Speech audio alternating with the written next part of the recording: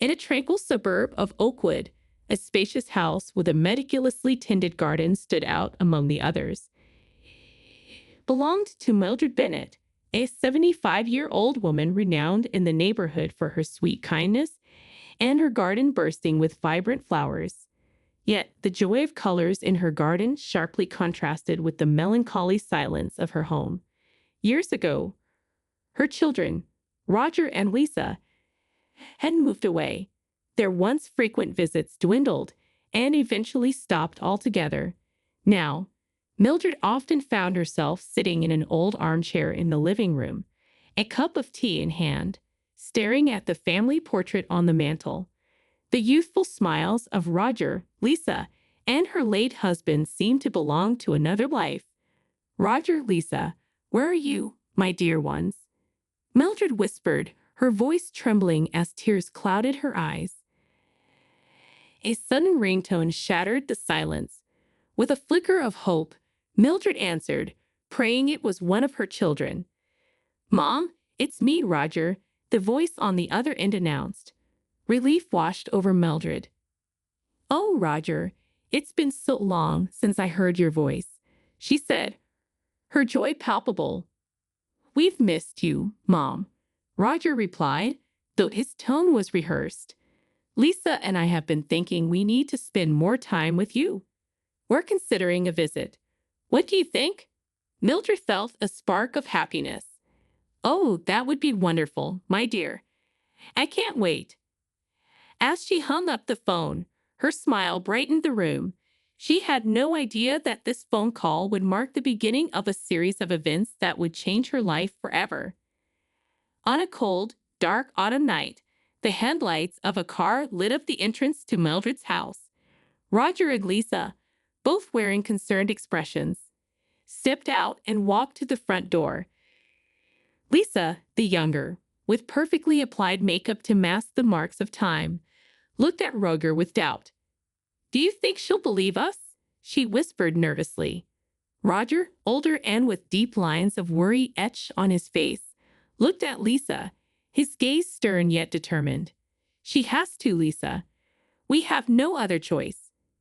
They knocked on the door and were greeted by Mildred's radiant smile. "Roger, Lisa," she exclaimed, embracing them warmly. "Come in. I've prepared dinner." During dinner, Roger and Lisa filled the house with laughter and stories from their lives in the big city. They talked about their jobs, friends, and even their struggles, but they omitted the crucial detail of their dire financial situation. In the following days, Roger and Lisa's visits became frequent. They helped Mildred with household chores, brought gifts, and made gestures that rekindled Mildred's hope of having her children back in her life. "Mom," Roger began one evening, "Lisa and I have been talking. We miss you, and we think you miss us too. How about selling this house and coming to live with us in the city?" Surprised by the suggestion, Mildred looked at her children, tears of joy welling up in her eyes. She could hardly believe what she was hearing. The possibility of living with her children again was all she wanted. However, she had no idea her dreams were on the brink of becoming a nightmare. For days, Mildred pondered over Roger and Lisa's proposal. She loved her house, but the idea of living with her children, seeing their faces every day, and sharing their lives filled her with emotion. Finally, one night, she made her decision. "Roger, Lisa, I've thought a lot about what you said," Mildred began, her voice trembling, "and I've decided to sell the house and come live with you." The siblings exchanged furtive glances, their faces hiding the satisfaction they felt. "Oh, Mom, we're so happy," Lisa exclaimed, getting up to hug Mildred. "You'll love the city, I'm sure." With the decision made, things moved quickly. The house was put up for sale, and, to Mildred's surprise, it sold in no time. Soon, she found herself surrounded by boxes and packing materials, her belongings being prepared for the move. While packing her photo albums, Mildred felt a twinge of sadness as she bid farewell to the home she had loved for so many years. "I'm going to miss this place," she said softly, caressing the frame of an old photograph. "Don't worry, Mom," Roger said, putting a comforting arm around her shoulders. "You'll love the city. And most importantly, we'll all be together." At that moment, Mildred didn't notice the complicit look exchanged between Roger and Lisa. She was far from imagining the true intention behind their comforting words. The big move finally happened. With a mix of excitement and nervousness, Mildred said goodbye to her house and the neighborhood she cherished. Roger and Lisa welcomed her into their car and took her to the big city. "Hey, Mom, you'll love the view from our apartment," Lisa said, trying to lighten the heavy atmosphere. "And the parks, the shops, everything will be new and exciting." Upon arrival, Mildred was met not with a cozy apartment, but with the entrance of a large nursing home for the elderly. Its walls painted in pastel colors, the gardens well maintained. "Roger, Lisa, there must be some mistake," Mildred said, confused. "This is a nursing home." "Mom, we're so sorry for not being honest from the beginning," Roger began, his voice trembling, avoiding her gaze. "We can't support another person in our apartment anymore. And with the money from selling your house, we were able to secure a safe and comfortable stay for you here." Mildred felt her heart tighten. She looked at Lisa, hoping to see some sign that this was just a tasteless joke. But Lisa's face was serious, her eyes filled with tears.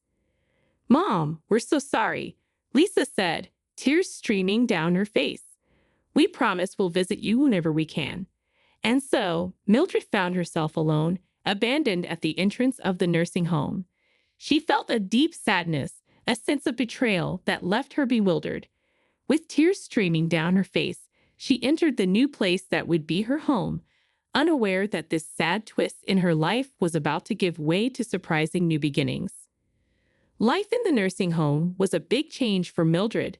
She missed the freedom of her own house, the familiarity of her garden, and above all, the hope of being with her children again. But she was a woman of strong spirit and decided to face the situation head-on. One afternoon, while sitting in the nursing home garden, Mildred saw an old house for sale across the street. Something about that house caught her attention. It seemed lonely, just like her. Remembering her hidden savings, Mildred decided to buy the house. When she shared the news with her children, they laughed, doubting Mildred's ability to take care of an old and dilapidated house.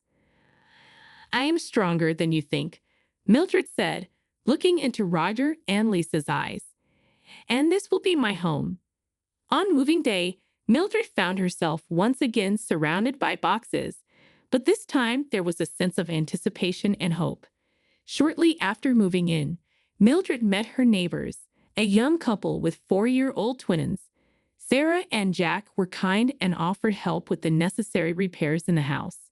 "Miss Mildred, this house needs a little touch of love," Jack said, looking at the weathered house. "And I think we can help you with that." A new friendship blossomed, and Mildred, even in the midst of a challenging situation, found herself surrounded by people who genuinely cared for her. It was a twist she didn't expect but deeply appreciated. The following months were a whirlwind of activity.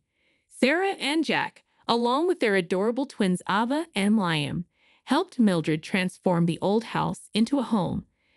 They painted walls, repaired the roof, and tidied up the garden. Mildred, despite her age, was determined to assist in every way she could.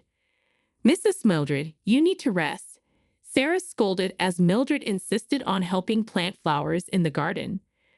"My dear, I've never felt so alive," Mildred replied, her face radiating joy. The old house began to come back to life. The walls received new colors, the garden blossomed, and the house, once so lonely, was now filled with laughter and conversation. Roger and Lisa, observing from a distance, couldn't believe the transformation. They never expected Mildred to be capable of such a feat. Their surprise, however, quickly turned into anger and resentment, believing that Mildred had hidden money from them. "Mom, you really surprised us," Roger said during a visit, his voice filled with false joy. "Yes, Mom, you really showed us how independent you are," Lisa added, her smile not reaching her eyes. But Mildred, happy in her new life and oblivious to her children's feelings, just smiled and thanked them, unaware of the storm brewing. Life in the old house was just beginning, and with it, new surprises awaited. With the house finally in order, Mildred began exploring every corner, every room, getting to know all the secrets of the place. One afternoon, while descending the creaky stairs to the basement, Mildred noticed something peculiar. The basement was damp and dark, filled with old boxes and dusty furniture. In one corner, there was a large old locked chest. Mildred's curiosity was immediately piqued. "Maybe Jack can open the chest for you, Mrs. Mildred," Sarah suggested, noticing Mildred's excitement.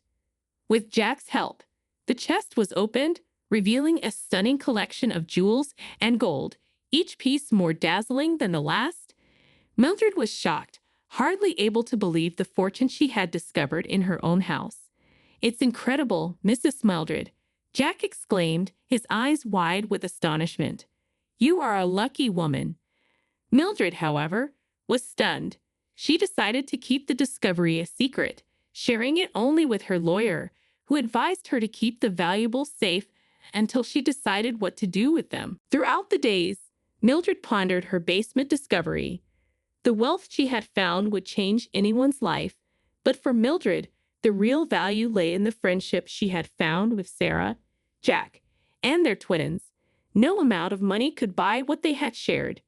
With this realization, Mildred began to consider a plan, one that would turn the lives of everyone around her upside down. Years passed, and Mildred became an integral part of Sarah and Jack's family. The twins, Ava and Liam, regarded Mildred as a grandmother, running to her with school stories and seeking advice. Mildred, in turn, delighted in their presence, her smile always brighter when she was with them. But the passage of time also brought challenges. Mildred's health began to decline, and old age proved to be a formidable opponent. Nevertheless, she refused to be defeated, always finding joy in the little things. "Mildred, you need to take care of yourself," Sarah would warn, concerned for her friend. "And I am, dear. I am," Mildred would respond with a smile. "I am surrounded by people I love, and that's all that matters." Life continued, filled with laughter and memories. The family Mildred found in Sarah, Jack, and their children was a gift she never expected but was infinitely grateful for. Meanwhile, Roger and Lisa remained obsessed with their mother's wealth, convinced that she was hiding a fortune. They made plans to ensure that this wealth would end up in their hands, unaware of the treasure Mildred had discovered in the basement. Then, on a cold winter night, Mildred, sitting in her favorite armchair gazing at the flickering fireplace, made a decision. She called her lawyer and began planning her will. The choices she made that night would be the final and most surprising chapter of her life. Mildred's health continued to deteriorate over the months. Although sadness hung over the house, Mildred insisted on maintaining her smile, cheering up Ava and Liam with her stories and assuring Sarah and Jack that she was okay. "You are the family I've chosen," she would say, holding their hands, "and I couldn't be more grateful." One day, when Roger and Lisa came to visit, the tension was palpable.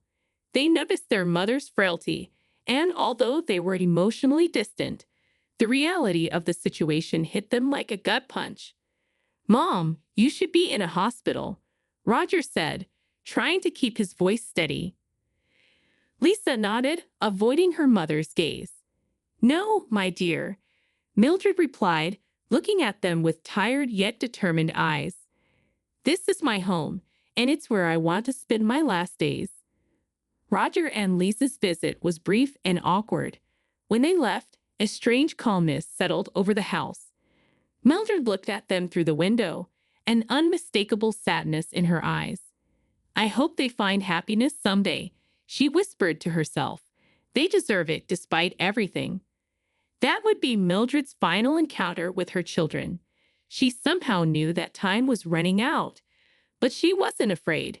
She had her family, Sarah, Jack, Abba, and Liam, and she had her final plan, a plan that would bring justice and balance to everyone. The end came gently for Mildred. On a cold winter morning, she took her last breath with Sarah holding her hand. The loss was felt by everyone in the neighborhood. The kind lady who had brought so much warmth to their lives was gone. "I promised to take care of everything, Mildred," Sarah murmured, feeling a mixture of sadness and determination. "Rest in peace." Roger and Lisa received the news with a strange mix of sadness and relief. Sadness for the loss of their mother, relief for the prospect of the inheritance they believed was theirs. The community came out in full force for Mildred's funeral. Sarah and Jack, alongside Ava and Liam, received condolences from friends and neighbors, all bringing stories of how Mildred had touched their lives. At the end of the funeral, a serious-looking lawyer approached the family. "I am Richard Thompson, Mrs. Mildred's attorney," he said, handing them sealed envelopes. "She requested these to be delivered after the funeral. There will be a reading of the will next week." Everyone's eyes widened at the mention of the will. Sarah and Jack looked at each other, while Roger and Lisa could hardly hide their anticipation. "Thank you, Mr. Thompson," Sarah said, accepting the envelopes with a nod. And so, with Mildred's passing, a new series of events was set in motion. Mildred's final move was just beginning to unfold, promising to shock everyone with its final revelations. In the days following the funeral, Sarah and Jack, along with Ava and Liam, reminisced about their memories of Mildred. The house felt empty without her presence, every corner reminding them of the love and warmth she had brought into their lives.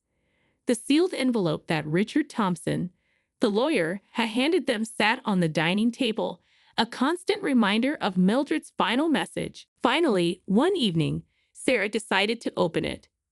"Dear family," the letter began, written with Mildred's shaky handwriting. "If you are reading this, then I have already departed. But don't be sad. Remember the laughter, the stories, and the shared meals. That is what truly matters." Mildred continued the letter, expressing her love for all of them and how grateful she was to have them in her life. At the end, there was a reference to the will. "As for the will, you will find out everything during the reading," she wrote. "But know that I tried to do what I believe is fair. Jack, you were my salvation and family when I needed it the most. And Ava and Liam, you were the joy that brightened my last years." The family finished reading the letter, their eyes filled with tears. Mildred's love for them was evident in every word.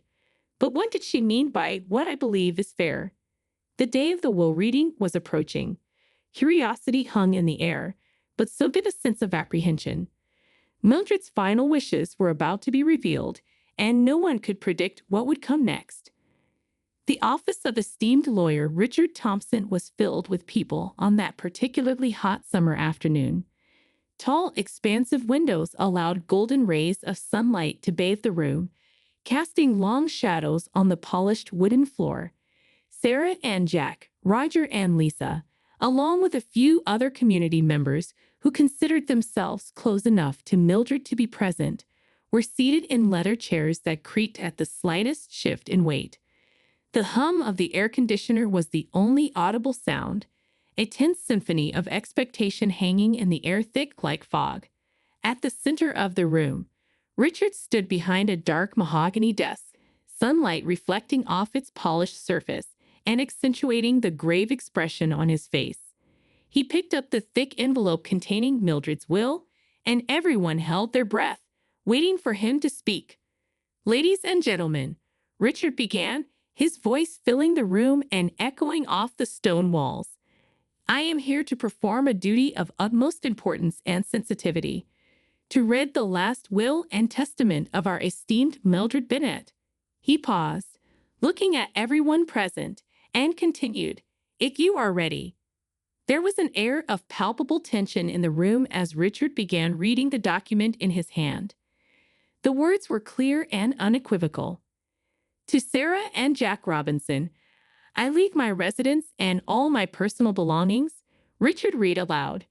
Whispers of surprise ran through the room, some looks of shock and disbelief directed towards Sarah and Jack, but no one was truly prepared for the bombshell that would be the next revelation.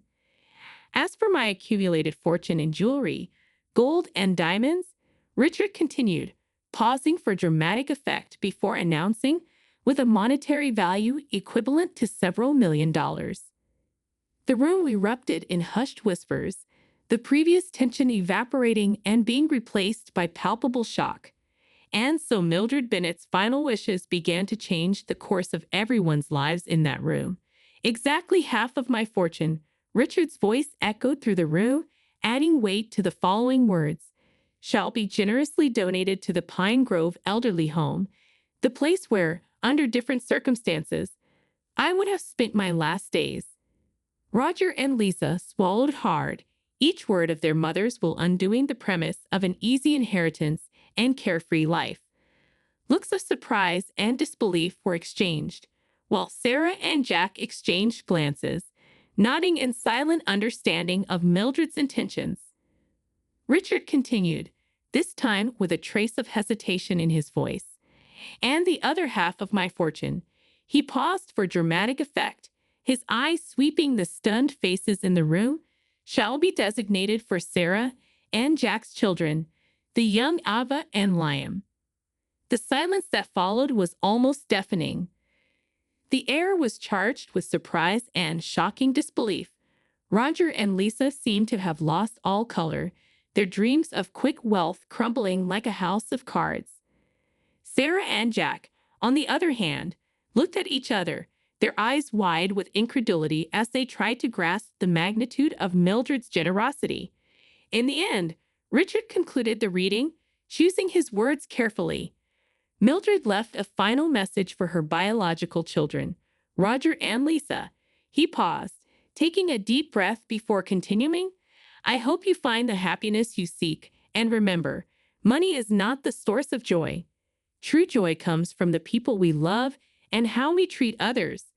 For my money, you have already had the portion you obtained from the sale of the house in a situation where I felt deceived and practically coerced. You won't see another cent. The room fell into a stunned silence, the weight of Mildred's final words settling heavily on everyone present. The room immediately turned into a whirlwind of conflicting emotions. Roger and Lisa, with expressions of anger and frustration, stormed out of the room, the echoes of their departure still lingering in the air.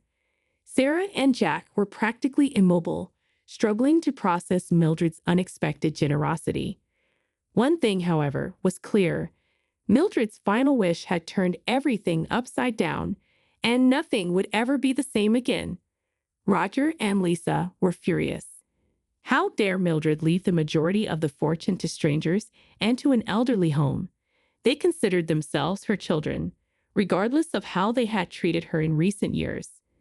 This isn't fair, Roger lamented to Lisa as they settled into the car after the will reading. We are her children. That money should be ours. We'll contest the will, said Roger, his eyes gleaming with determination. She was senile. She didn't know what she was doing. Meanwhile, Sarah and Jack were in a state of shock. They never expected to receive anything from Mildred, let alone a house and a fortune for their children. We can't accept this, Sarah said, visibly shaken. She was our friend, not our benefactor. I agree, Sarah, Jack replied, holding her hand. But maybe we can use this fortune to do something good, as Mildred would have wanted. As the storm brewed, Mildred's final will set the town into a frenzy. The following weeks promised to be filled with tension as the apparent heirs prepared for a battle that could change their lives forever. Roger and Lisa sought out the best lawyers money could buy, attempting to contest Mildred's will. She was senile. Her mind wasn't clear when she made this will, argued Roger in court. On the other hand, Sarah and Jack, along with lawyer Richard Thompson, were ready to defend Mildred's will. Your Honor, Mildred Bennett was fully aware of her actions. This entire claim is just an act of greed, Richard argued. The courtroom sessions were intense. Testimonies were heard, evidence was presented, and nerves ran high. Finally, the judge delivered the verdict. After considering all the evidence and testimonies, it is clear that Mildred Bennett was in full possession of her mental faculties when drafting her will. The attempt to contest it is therefore rejected. Silence fell in the courtroom as the decision was announced. Roger and Lisa were shocked, while Sarah and Jack felt a mixture of relief and sadness. They knew that this fortune represented the last tangible reminder of their dear friend Mildred. "It's not over," Roger snarled at Sarah and Jack as he left the courtroom. "I'll take this to the Court of Appeals." Sarah simply nodded, holding Jack's hand. They knew there was still a long road ahead. But for now, justice had prevailed. Mildred's will would be fulfilled as she would have wished. Roger and Lisa, despite their threat, never managed to take the case to the Court of Appeals. The defeat in the local court had depleted their resources, and the realization that their greed had led them to lose the last connection with their mother hit them hard. They retreated from the town, fading into the shadows of their own lives. Sarah and Jack, on the other hand, dedicated themselves to honoring Mildred's legacy in the most meaningful way possible. They invested their children's inheritance in education and established a fund for scholarships for underprivileged children in the town. Mildred's house was renovated, becoming not only a home for the family, but a symbol of Mildred's love and generosity. "Don't know if we deserve all of this," Jack said one evening, watching their children play in the backyard. "It's not about deserting, Sarah," Jack replied, pulling her close. "It's about what we do with it. Mildred gave us a chance to make a difference, and that's what we're going to do." In the end, Mildred Bennett's story served as a reminder to the entire community, a reminder that true wealth doesn't come from material possessions, but from the love and kindness we share with others. Her memory continued to live on, not only in the beautifully restored house or the scholarships granted, but in the hearts of those she touched with her generosity and love. And as always, life continued in Pine Grove, a small town with great stories and even greater life lessons. Until the end, Mildred Bennett ensured that her story would be one of hope, love, and generosity, a story that will continue to inspire future generations.